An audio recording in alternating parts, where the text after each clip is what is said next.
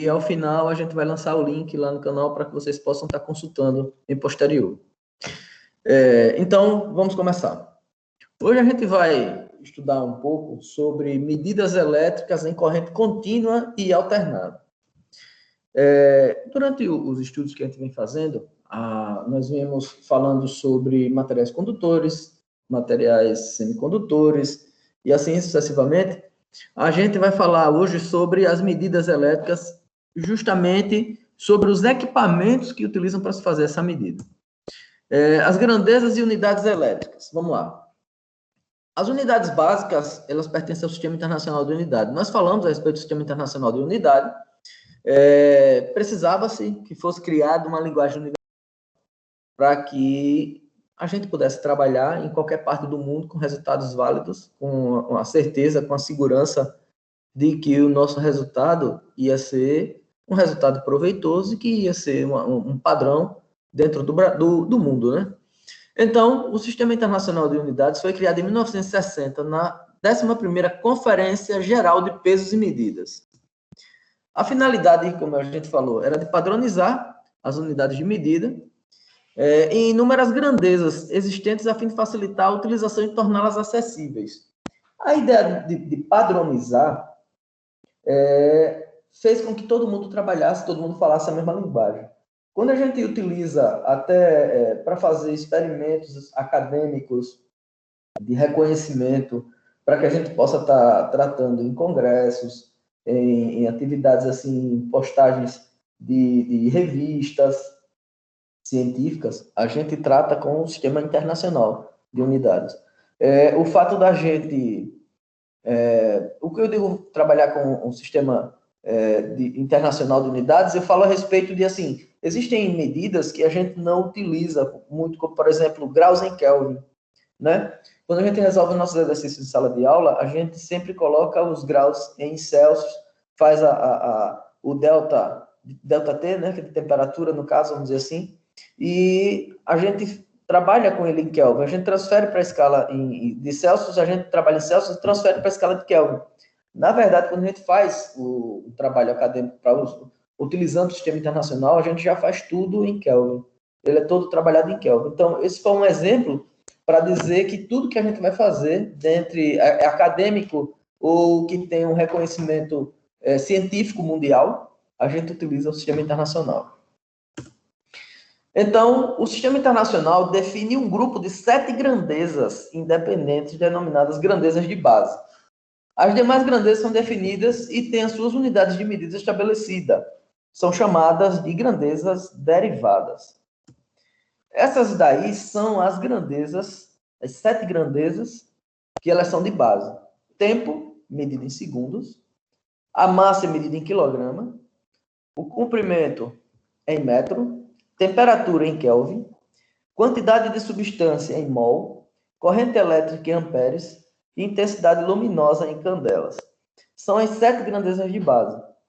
O que acontece? Quando nós estivermos trabalhando cientificamente, nós vamos encontrar respostas diferentes, tipo, tantas horas, tantos minutos. Então, a gente tem que fazer a transferência para do sistema internacional. E assim sucessivamente. Então, e nós temos as grandezas derivadas. A força em Newton, a velocidade em metros por segundo, a aceleração metros por segundo ao quadrado e o volume metros cúbicos. Observe que, na verdade, elas são chamadas derivadas porque a unidade dela, o que forma essa grandeza, ela parte das grandezas primárias, né? E das grandezas de base. São 7 e aqui são 4. Existem algumas grandezas que não apresentam unidade de medida, pois são fruto de divisão entre duas grandezas iguais. É o caso do índice de refração, que é definido a partir da razão entre duas velocidades. Esse tipo de grandeza é chamado de grandeza adimensional. Se a gente fizer uma utilização, uma relação entre, vamos dizer assim, entre tempos, se a gente fizer uma relação entre velocidades, o quão a velocidade ou o tempo ele pode ser em razão maior do que o outro, termina a gente tratando com a mesma unidade. E em algum ponto, havendo o corte dessa unidade, a gente vai ficar com uma grandeza adimensional, porque não se trata de quantidade, vai se tratar em proporcionalidade, né? E aí ela fica adimensional. Há grandezas que não são definidas por meio de grandezas de base, como é o caso do número de moléculas de uma substância. Elas são determinadas por meio de contagem, por isso são conhecidas como grandezas de contagem. Interessante que a gente já vem falando de grandezas de base, grandezas derivadas, né? Grandezas adimensionais e agora grandezas de contagem. É a parte do mol. O número de moléculas que ela tem é justamente uma dessas substâncias que a gente não tem uma grandeza de referência na base dela. A gente tem que realmente contar unitariamente, que seria a grandeza de contagem. Em 1955, foi criada uma organização de metrologia legal, cuja harmonização internacional das legislações dos países em relação às unidades de medida. Essa parte de metrologia legal, o que ela é interessante é porque ela abrange não só o que é palpável, né, no caso, vamos dizer assim, mas como todo o âmbito das grandezas que são utilizadas na metrologia. Ele fala aqui de carga elétrica Q. A carga elétrica é medida em Coulomb, né? É o físico Charles Auguste de Coulomb, e ele fala que a menor carga conhecida é o elétron, a carga Q, 1,6 vezes 10 a menos 19. Como ele chama de elétron, ele colocou o sinal negativo, né? O próton seria o positivo. Mas o que acontece? Observa que ele colocou aí 1,602. Quando a gente trata também de sistema internacional, a gente sempre coloca o número de casas decimais de 3 acima casas decimais. Eu sempre gosto de usar 4, que dá um nível de aproximação maior. Então, vamos lá. Corrente elétrica. A corrente elétrica é medida em ampere, né? É definida como o fluxo de portadores de carga elétrica, medida em Coulomb, que atravessa um condutor durante um segundo. A unidade da corrente elétrica é em homenagem ao físico André-Marie Ampère. O ampere, taxa de variação em carga de tempo. O que acontece? Quando a gente está lidando com cabos elétricos, isso é interessante também, quando a gente fala sobre cabos elétricos, a gente trata a bitola do cabo elétrico que suporta uma quantidade de amperes. Mas o que acontece? A corrente propriamente dito é o fluxo de carga elétrica passando por uma área, vamos dizer assim, a própria área, né, a secção transversal, né, e atravessa durante o tempo de 1 segundo. É a capacidade máxima de passagem da carga elétrica em Coulomb. Isso é medida em Coulomb durante um período de tempo, que é 1 segundo. Aí dá a questão de ampere. Então, a formação do ampere foi estudado, né, pelo André-Marie Ampère, que, na verdade, ele fez esse estudo com a capacidade, utilizando os filamentos, vendo carga de rompimento, estudando materiais, até de chegar a uma definição e ter essa formatação do estudo sobre corrente elétrica. Potencial elétrico ou tensão elétrica, medida em volts. Quando a gente fala de potencial elétrico ou tensão elétrica, a gente observa que a gente pode tentar confundir, vamos dizer assim, potencial com potência elétrica, né? Mas, na verdade, o potencial é quando a gente se refere a uma diferença de potencial, seria o DDP. Quando eu falo diferença de potencial, eu já me refiro aos dois potenciais, né? O positivo e o negativo. Então, tem a diferença de potencial, ou seja, é porque existem potenciais diferentes, são potenciais elétricos ou tensão diferente. Medida em volts, definido como a diferença de potencial entre dois pontos em um condutor onde passa a corrente constante de 1 ampere e dissipa uma potência de 1 watt. Então, a gente já olha aí que a tensão elétrica, quando ela fala tensão elétrica, ele fala justamente potencial entre dois condutores onde passa a corrente elétrica e dissipa uma potência em watts. Então, a fórmula de potência seria P igual a tensão vezes a corrente. Quando eu isolo a tensão, eu tenho justamente a divisão entre a potência, né, dividido pela corrente. Então, justamente seria a quantidade de corrente constante que passa e tendo a potência do equipamento. Resistência elétrica, medida em ohm, é definida como uma resistência que permite passagem de uma corrente elétrica de 1 ampere quando há uma diferença de potencial de 1 volt entre seus terminais. Novamente, a gente observa que V é igual a RI, a gente tem resistência elétrica, tem a tensão e tem a corrente envolvida. Então, o que acontece? Vamos falar um pouco agora sobre instrumentos de deflexão com ímãs permanentes. Quando a gente tem um instrumento de deflexão, ou seja, um instrumento que permite uma variação, né, que ele tem uma variação interna, e ele utiliza ímãs permanentes. O instrumento utiliza um ponteiro móvel sobre uma escala calibrada que serve para a leitura da quantidade a ser medida. O fenômeno físico que permite esse movimento é a lei de Lorentz, que afirma que se dentro de uma região com um campo magnético houver um condutor conduzindo corrente elétrica, surgirá uma força de origem magnética nesse condutor. Essa lei, ela foi observada e foi um dos fundamentos, no caso da elaboração do galvanômetro, né? Foi através desse estudo que foi auxiliado a desenvolver o galvanômetro. Dentro de uma região ou de um campo magnético, então você já vai ter lá, o instrumento já utiliza ímãs permanentes, né? É um fenômeno físico e tal.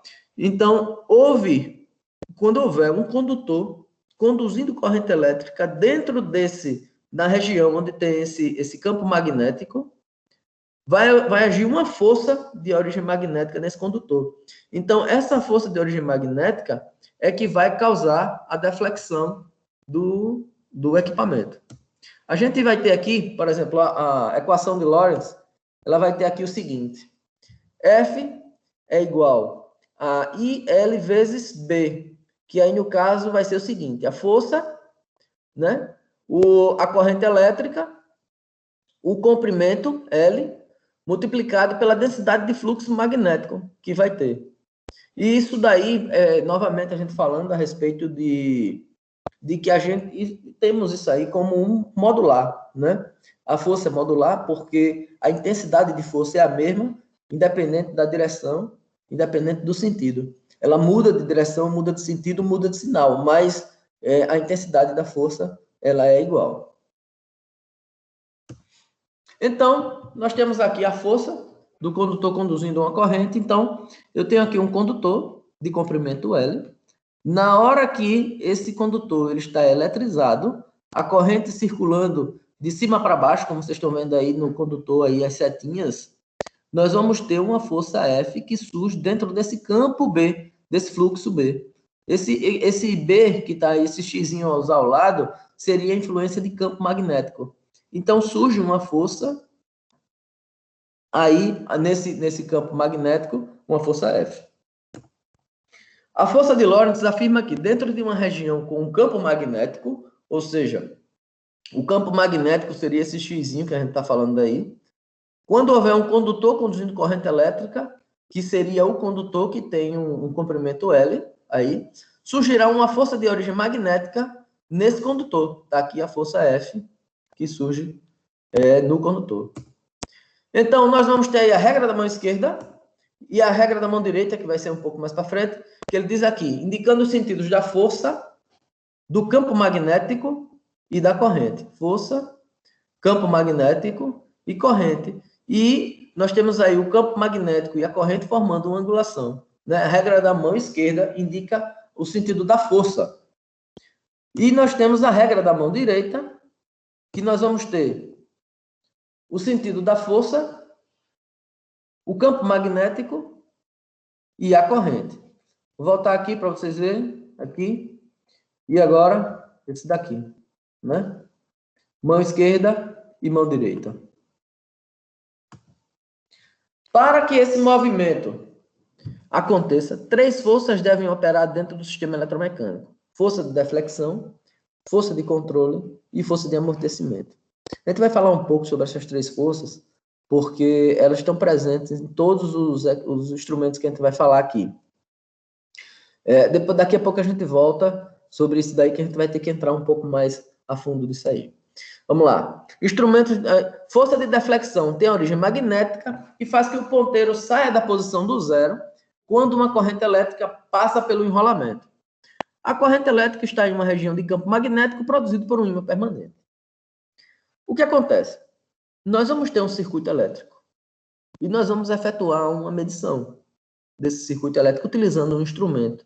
E esse instrumento ele tem uma deflexão, ele tem uma agulha, ele tem um ponteiro, que a hora que a gente coloca o instrumento no condutor, que a gente vai medir, se ele está conduzindo, a gente vai entrar naquele negócio. Tem um campo magnético e vai ter uma corrente elétrica no condutor que a gente está medindo. Então, na hora que entra a corrente elétrica no equipamento, a gente vai gerar uma corrente elétrica num campo magnético que vai gerar a distorção. E a distorção é a força que causa essa distorção.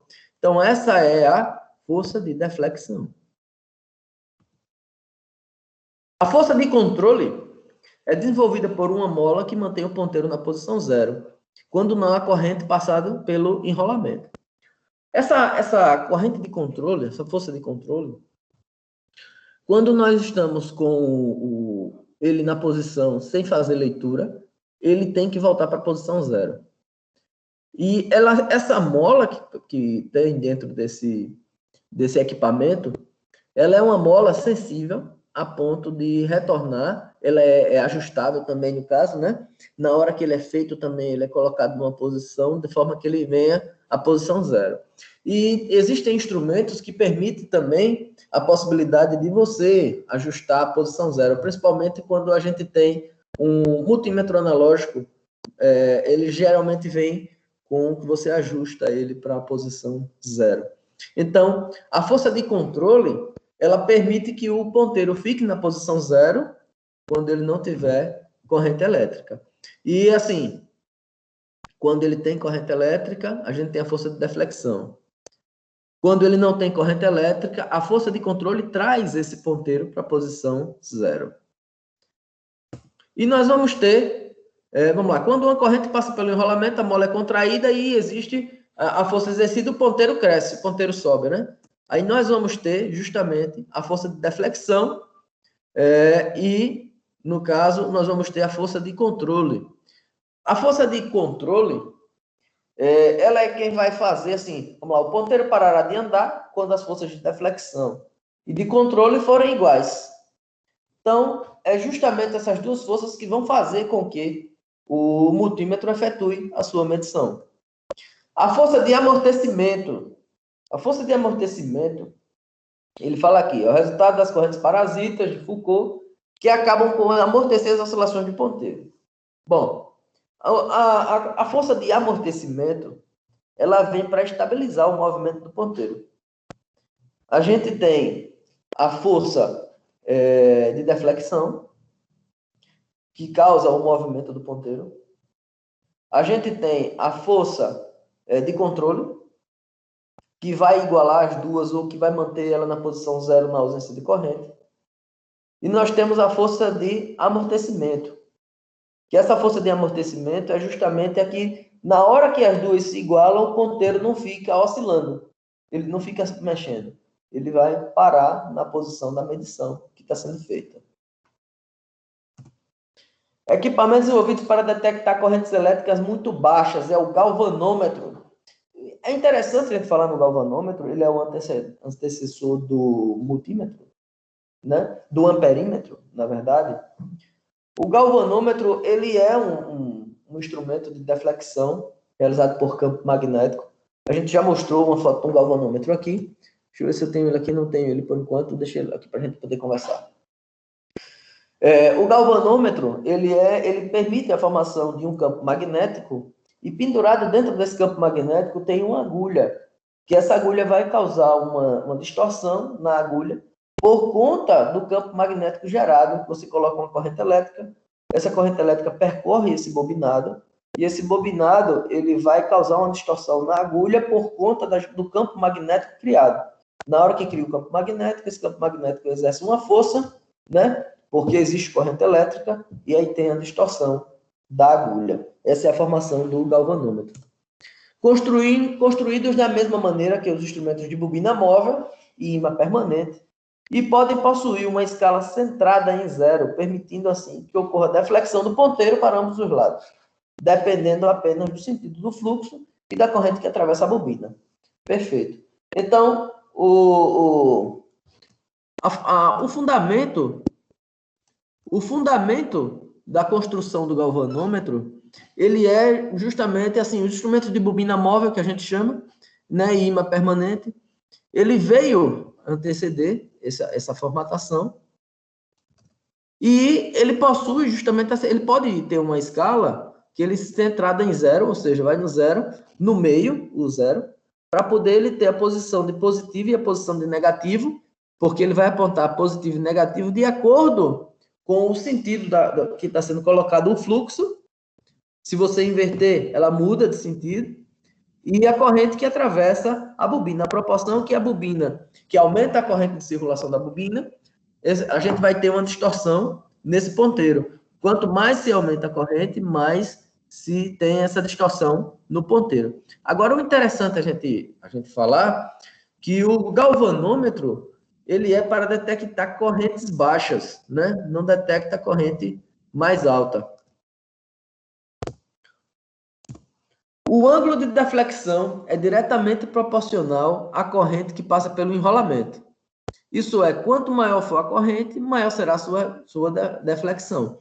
Então, nós temos aqui, eu tenho aqui a mola, essa mola na parte de baixo, ela é quem faz a força que segura o ponteiro, né? Aí tem o núcleo magnético, tem a bobina móvel, e aí nós temos a mola, que vai causar a distorção, e o ponteiro. Então, o ímã permanente está ao redor. Na hora que a gente coloca uma corrente elétrica, a gente vai gerar um campo magnético na bobina, e essa bobina vai gerar essa força que vai dar distorção na mola. Na hora que a mola vai se abrir por conta do magnético, aí pergunta, mas professor, e o que é que causa essa distorção na mola? O que causa a distorção na mola é justamente a carga igual que ambas as partes da mola que vão circulantes, essa de dentro e essa de fora, vamos dizer assim, elas têm a mesma carga, e com as cargas iguais se repele. Na hora que ela se repele, a mola abre. Na hora que a mola abre, o ponteiro mexe. É assim que é feito o painel de carro, é assim que é feito o multímetro analógico, e assim sucessivamente. Então, nós temos aqui, nós falamos sobre força de deflexão, força de controle e força de amortecimento. Na hora que a gente fala sobre força de deflexão, é justamente o que faz o ponteiro mexer. Na hora que a gente fala de força de controle, é o que vai fazer o ponteiro parar, diminuir a sua velocidade até as duas se igualarem. E o que a gente tem de força de amortecimento é o que vai garantir a precisão da medição, no caso, porque a força de amortecimento não vai deixar o ponteiro oscilando. Porque na hora que, assim, se as duas forças, a força de deflexão e a força a força de segurança, né, que faz ele parar, ficassem as duas disputando, então o ponteiro ficaria oscilando. Então vem a força a segunda é de controle, né, e a terceira é a força de amortecimento, que ela vem justamente estabilizar o ponteiro no momento em que as duas forças sejam iguais. Medidores eletrônicos superaram em muito a utilização dos galvanômetros, graças à precisão superior com que conseguem medir tensões e correntes. Bom, eu conheço um eletrônico que ele nunca largou o seu multímetro analógico. O multímetro analógico, vamos falar do multímetro digital um pouco. O multímetro digital, ele tem o seu display, ele é mais fácil de medir, ele dá uma resposta onde a gente não fica pensando, será que está nesse grauzinho? Será que está nesse outro grau? Se é 2.3 ou 2.4, ele está meio que no meio, eu não sei precisar. O multímetro digital, ele já mostra no display se é 2.3 ou 2.4. Você anota o que o multímetro está dando. Mas existe uma faixa entre o ponto 2 e o ponto 3 que a gente não consegue precisar qual é a variação interna desse número, porque ela aparece no display e a gente executa naquela forma que tem. Mas o multímetro analógico, para quem trabalha com eletrônica, ele consegue perceber uma variaçãozinha dentro dessa faixa que o nosso multímetro digital não consegue pegar. Porque ele não mostra, né, no seu display, porque ele só mostra entre o ponto A e o ponto B, que é taxado a passagem decimal ou centesimal do multímetro, e ele não consegue mostrar dentro desse intervalo uma variaçãozinha que aconteça, que no caso do analógico consegue. Os galvanômetros formam a base para a construção dos amperímetros e voltímetros eletrodinâmicos. Amperímetro, instrumento utilizado para medir corrente em circuitos elétricos. Inicialmente eram dispositivos eletromecânicos de ponteiro móvel, sendo que esse é responsável pela indicação da corrente em escala calibrada. O interessante da gente observar sobre o amperímetro é que, assim, para a gente fazer uma leitura de tensão, a gente pode colocar o voltímetro em paralelo.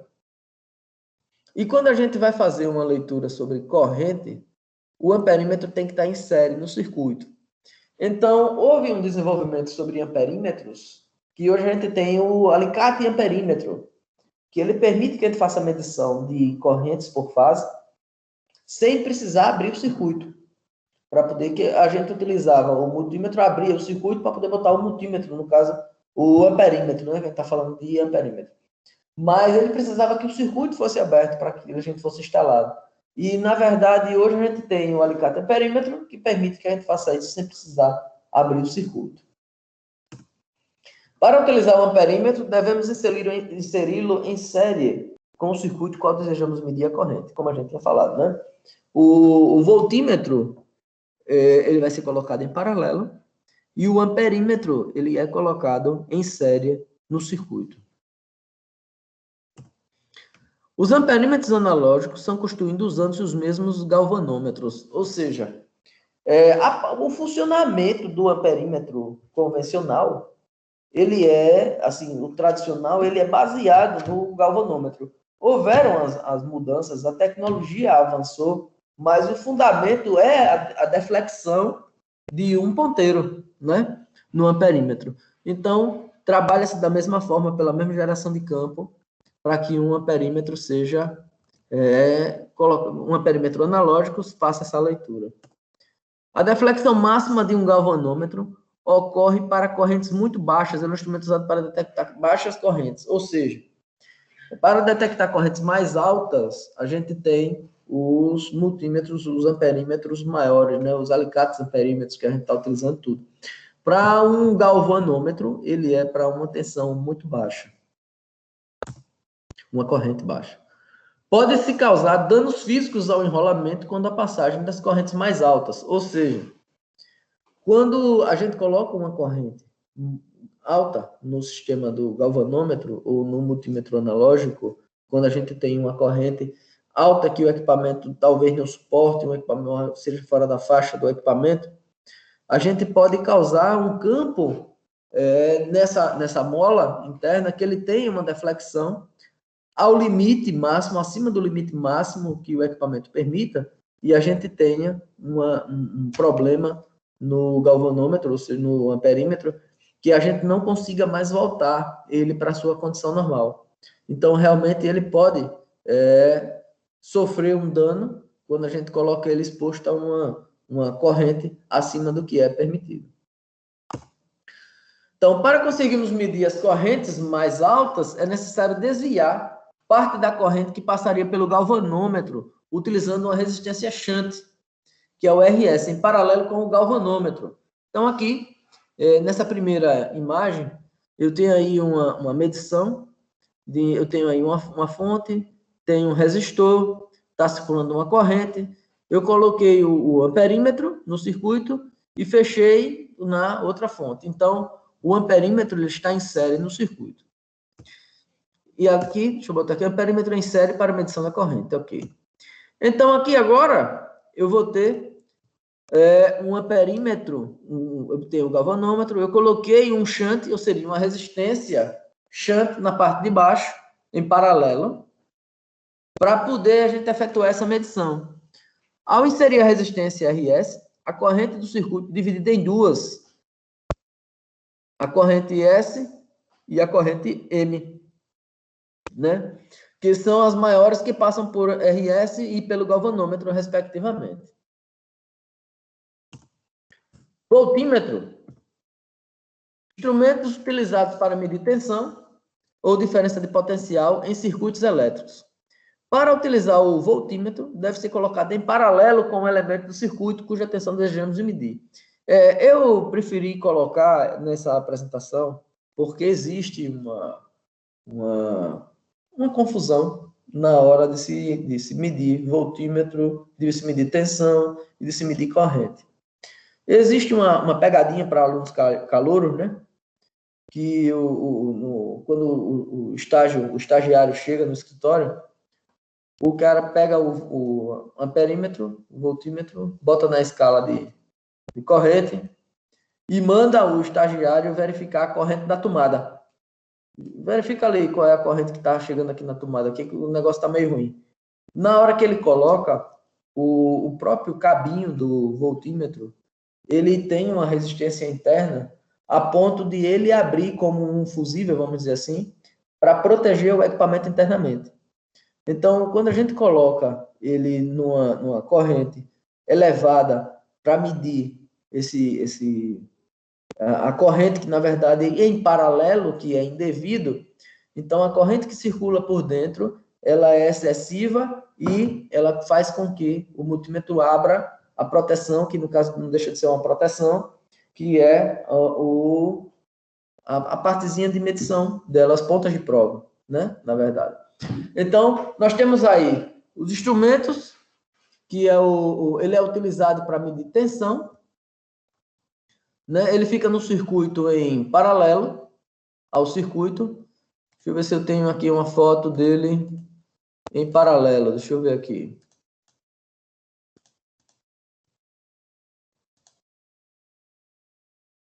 Eu tenho aqui, deixa eu ver esse próximo slide. Deflexão dos ponteiros da bobina móvel e ímã permanente é diretamente proporcional à corrente que passa pelo enrolamento. Voltar aqui. Na hora que a gente vem falando sobre deflexão, deixa eu voltar aqui para aquele amperímetro que a gente tem a foto dele aqui. Esse, pronto. O fundamento de um equipamento de deflexão com ímãs permanentes, ele é justamente ocasionado por uma deflexão que acontece na mola, né? Ela é causada pela passagem da corrente elétrica dentro de um campo magnético que gera um campo magnético na mola que causa a deflexão. Então, quanto maior a corrente, maior a deflexão, porque ela vai ter uma força de repulsa de uma circunferência com outra da bobina, e essa força de repulsa é que faz ele abrir. Na hora que ela abre, o ponteiro faz a distorção. Vamos lá. Para usar o multímetro deve ser em paralelo, ok, cuja tensão devemos medir. A deflexão dos ponteiros da bobina móvel é diretamente proporcional à corrente que passa pelo enrolamento, ok. Essa corrente, por sua vez, é proporcional à tensão entre os terminais do enrolamento, ok, porque eu tenho que tensão é igual a R vezes I. A resistência interna do equipamento não muda. Se eu mudo a tensão, eu vario a corrente. Se eu vario a corrente, vario a tensão. E dentro do equipamento é a mesma resistência.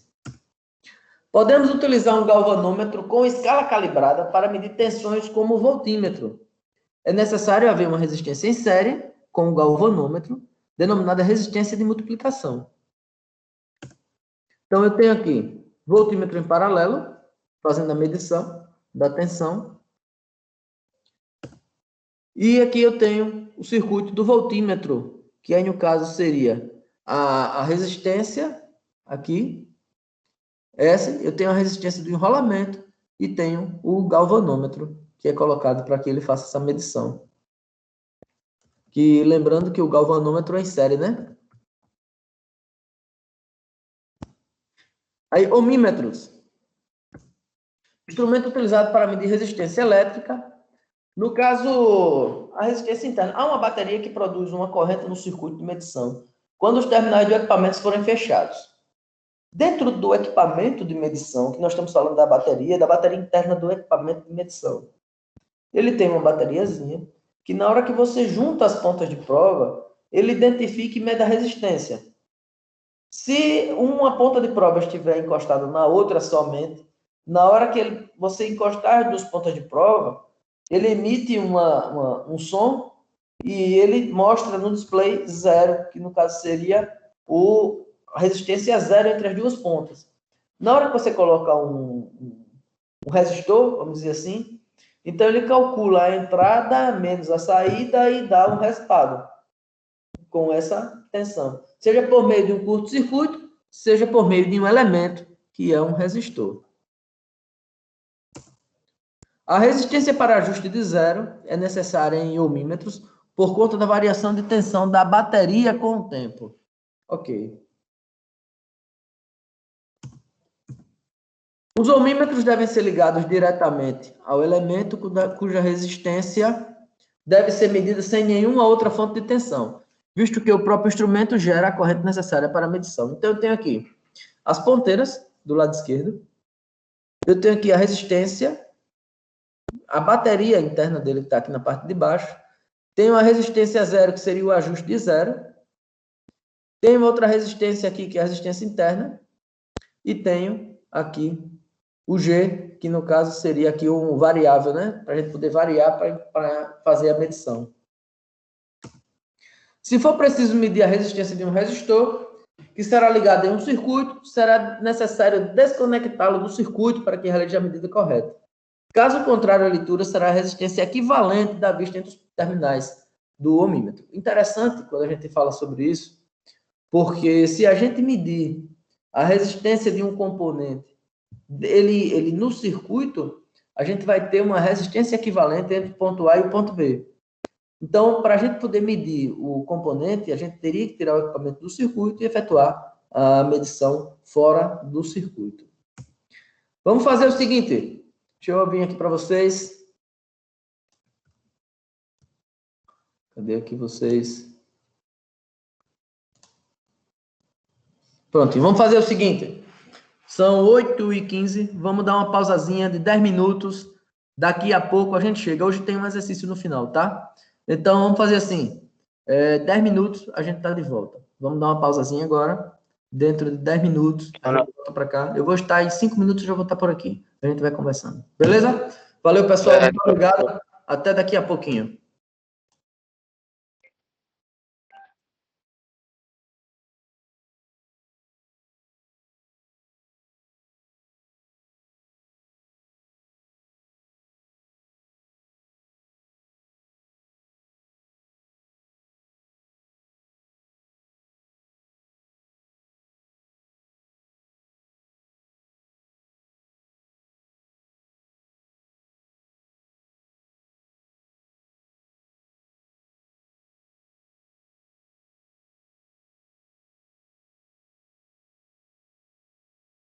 Acabou?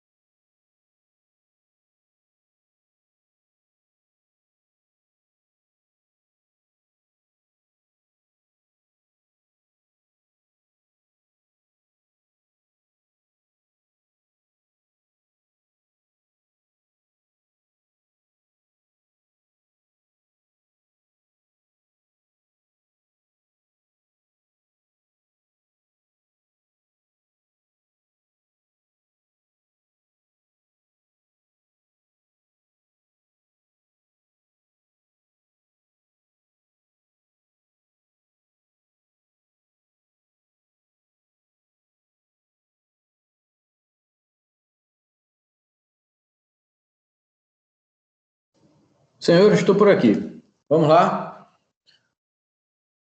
Vamos embora? Vamos reiniciar? Vamos lá. Então, eu vou compartilhar minha tela aqui para a gente poder continuar.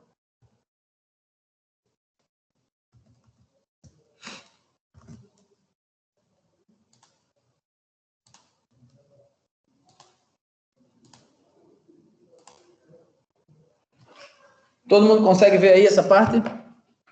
Essa tela? O pessoal está enxergando aí? Sim. Não, professor. Tudo Show preto. de bola. Vamos lá.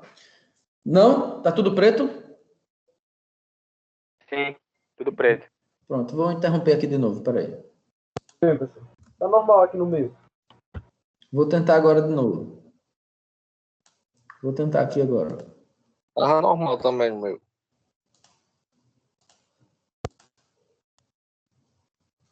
Vê agora.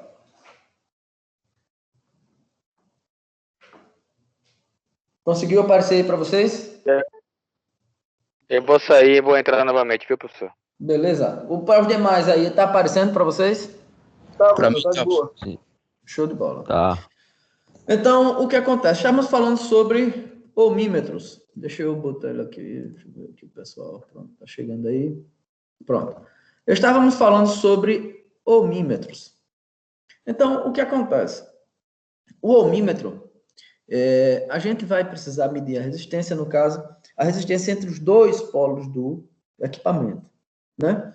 Então, o que acontece? Quando nós ligamos, ele não precisa ser colocado em rede elétrica, em mais uma rede elétrica, porque ele tem uma bateria interna, que ele vai fazer uma medição dessa bateria interna quando você encosta as duas pontas de prova.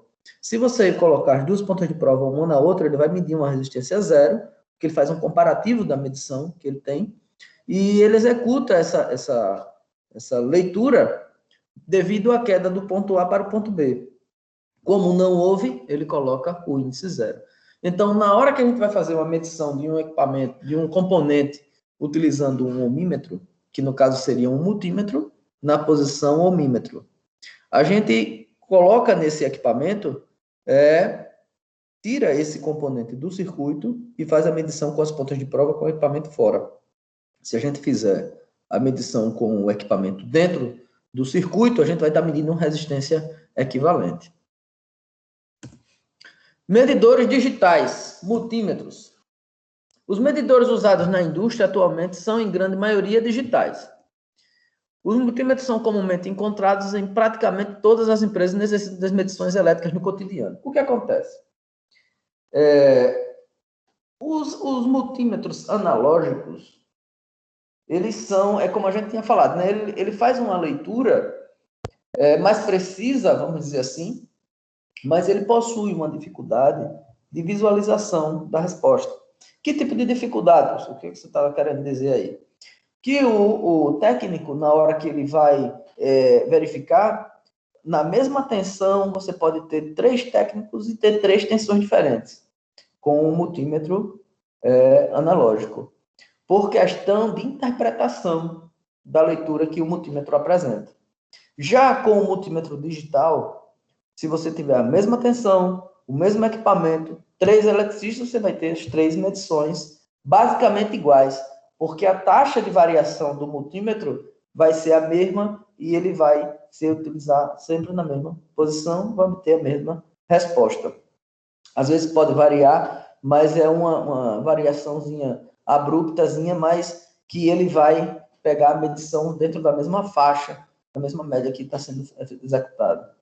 Então, a questão de facilidade, a questão de velocidade da interpretação da resposta, fez com que aí a tecnologia, né, avançando, fez com que o multímetro digital fosse mais utilizado hoje do que o multímetro analógico.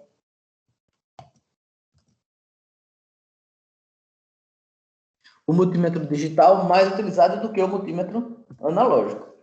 O que acontece? O multímetro hoje, ele permite medição de correntes, tensões, tanto contínuas quanto alternadas, resistência, temperatura, continuidade e algumas outras que, no caso, a gente pode medir diodo, tem outros equipamentos que a gente utiliza o próprio multímetro para fazer a verificação, né? Além de identificação no circuito, na hora que você está na prática, você identifica curto-circuito e outras coisas com o multímetro. O que nós estamos falando aí seria da utilização hoje mais prática do multímetro digital do que o multímetro analógico. Para medições em correntes, temos disponível o amperímetro alicate clamp. Esse equipamento não há necessidade de inserir no circuito em série com o amperímetro, o que acarreta em desligamento de máquinas, interrupção e produções das indústrias. O amperímetro, né, no caso, o circuito em série com o amperímetro. A gente, para poder fazer a medição do amperímetro, que não seria o alicate e amperímetro, a gente teria que abrir o circuito. Imagina você fazer uma medição dentro de uma linha de produção e você ter que parar o circuito para poder fazer uma medição durante uma manutenção preventiva. Então, seria, vamos dizer assim, não seria possível a gente efetuar, porque ninguém autorizaria parar um equipamento para uma manutenção preventiva, precisando para uma medição de corrente elétrica dentro de um circuito, a não ser que fosse uma emergência, que tivesse que verificar, porque alguns equipamentos poderiam estar sendo danificados por essa corrente e tal, então justifica-se parar para evitar outros danos e você fazer a manutenção da máquina. Mas somente para verificar a corrente, ninguém autorizaria uma paralisação dessa. Então, o alicate e amperímetro, ele facilitaria para que fosse feita essa medição sem precisar ter a interrupção da planta. Eu tenho aqui agora uma ilustração do galvanômetro, no caso, né? Da utilização já industrial do galvanômetro, que, na verdade, o que acontece? A gente teve o primeiro galvanômetro, né? Que foi desenvolvido, que era uma agulha suspensa dentro de uma bobina, numa superfície. Eu posso tentar até resgatar essa imagem para a gente poder falar sobre ela aqui. Mas o que acontece? Hoje nós temos aí, deixa eu tentar aqui, galvanômetro primeiro.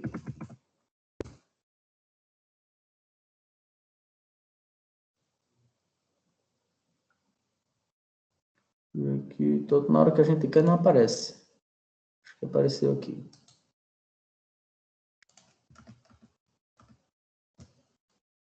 Deixa eu botar ela aqui.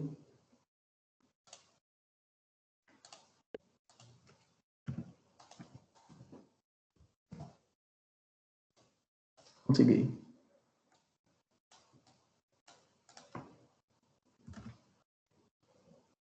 Deixa eu ver se ele vai agora. Prontinho.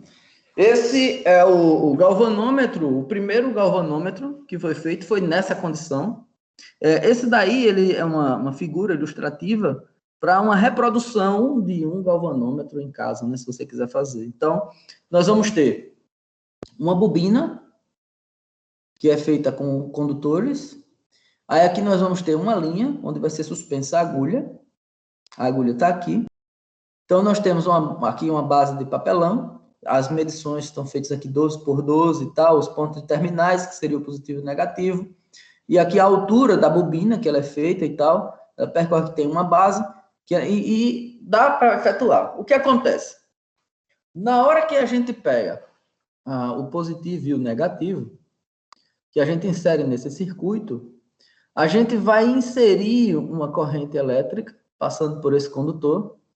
Na hora que essa corrente elétrica passa por esse condutor, vai gerar-se um campo magnético dentro desse bobinado, que vai ocasionar na distorção da agulha, né? Então, a gente consegue identificar a presença ou não de corrente elétrica, no caso. Porque a gente não tem como fazer uma medição se nós não temos uma gradatividade, vamos dizer assim, uma tabela gradual de comparação, né? Que a gente possa fazer esse é o 0, esse é o 1, esse é o 2 e tal, como instrumento dessa natureza. Então, esse daqui são os amperímetros que são mais modernos, digamos assim. Então, o que acontece? Mas que funciona com a mesma base, com o mesmo raciocínio. Vamos só entender aqui o que acontece. Então, vamos lá. Eu tenho aqui o polo positivo, na esquerda, que ele está conectado a uma parte metálica, uma bobina aqui, que é essa mola, tá? Aqui. E nós temos o negativo na parte direita desse primeiro. Vocês conseguem ver meu mouse, não? Sim ou não? Na hora que eu mexo aqui, vocês conseguem ver meu mouse? Sim. Boa. Então, vamos lá. Então, na hora que a gente coloca uma corrente elétrica, nós vamos ter o positivo e o negativo. Vamos lá, ela entra pelo positivo, circula essa mola, gera essa distorção aqui. Na hora que ela passa, ele tem aqui esse ímã permanente norte e sul, e essa bobina no centro. Ele vai gerar, essa corrente elétrica vai gerar um campo magnético no centro do equipamento, que vai ocasionar na deflexão da mola. E a deflexão da mola vai alterar a medição do ponteiro. Que aqui agora a gente já tem graduado, ou seja, pelo método da comparação anterior, foi-se colocado uma escala para que, quando se repete o mesmo processo de fabricação, essa escala se repete para a mesma distorção, porque foi feito dentro do mesmo equipamento. Então, esse é o funcionamento do galvanômetro. Vamos dizer assim, o mais elaborado que a gente mostra aqui, assim, para poder ver como é que é feito a fabricação de um galvanômetro, assim. Esse do lado direito, esse é o esquema que vai mostrar justamente o fluxo, e aqui ele mostra a mola restauradora, né? No caso, tem um bobinado, está aqui o bobinado circulante pelo núcleo, aí nós temos o polo norte e o polo sul, e nós temos o campo, né, que é gerado ao redor da bobina, e nós temos a mola restauradora, que na ausência de corrente, ela volta ao ponto de zero. E nesse caso aqui, nesse amperímetro, a gente tem aqui o zero centralizado, né? Que ele, dependendo do polo sul ou norte que a gente coloque, da polaridade que a gente coloca, a gente vai ter uma leitura positiva ou uma leitura negativa da corrente, né? Que, na verdade, é somente para você entender qual é a posição da corrente circulante. Então, esse daqui é o primeiro galvanômetro que foi criado. E aqui nós temos os amperímetros, né? Eu tenho esse primeiro amperímetro aqui, o do lado esquerdo, que ele é um equipamento de painel, ou seja, ele já fica situado na fronte dos equipamentos. Quando a gente tem uma sala de equipamentos, fica o amperímetro, fica o voltímetro, e geralmente fica voltímetro por fase, né? Fase R, S e T. São 3, e as correntes por fase também. Então, esse equipamento ele fica na fronte porque ele já permite identificar se o circuito tem corrente, se o circuito está energizado ou não. Esse do lado direito, ele já é um equipamento de bancada, né? Ele é colocado em cima da bancada, é mais para laboratório, para você fazer os testes. Aqui está as conexões das pontas de prova, que você coloca já. Ele abre aqui essa parte de rosca e coloca o condutor na parte de baixo e aperta para poder fazer a fixação. E ele já faz a medição. Lembrando que o amperímetro ele é colocado em série, né? E esse do meio é o alicate amperímetro, que esse alicate amperímetro, com essas garras aqui, você envolve a fase e a gente consegue efetuar a medição da corrente que passa pelo condutor, sem precisar abrir o circuito. Tranquilo, pessoal? Vocês aí, tudo certinho?